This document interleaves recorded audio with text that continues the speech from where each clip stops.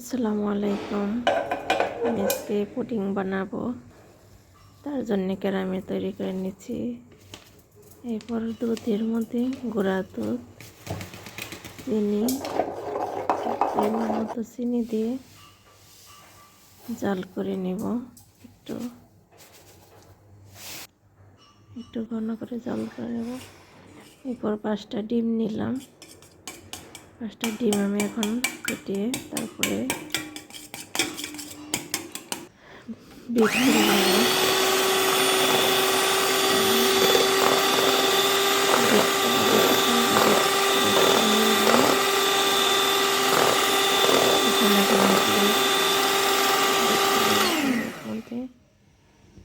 আমি দুধ একটু ঠান্ডা হইলে দুধটা ঢেলে দেব।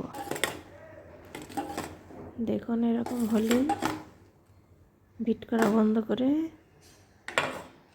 এই দুধ চিনি জাল করাটা ঢেলে নাড়াচাড়া দিয়ে সেঁকে নেব।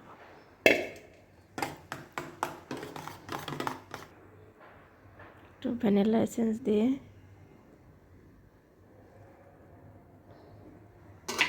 দুই তিন ফোঁটা ভ্যানিলা দিয়ে নেড়ে চেড়ে চাকনিতে সেঁকে নেব।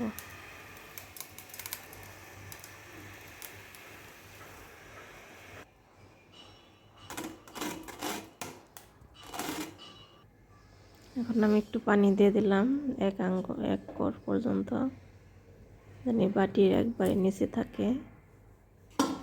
বাটিটা বসিয়ে আমি ঢাকনা দিয়ে ঢেকে দেব। একবারে বাটির নিচে পানি দেবেন, জানি বাটির অর্ধেকের উপরে না ওঠে।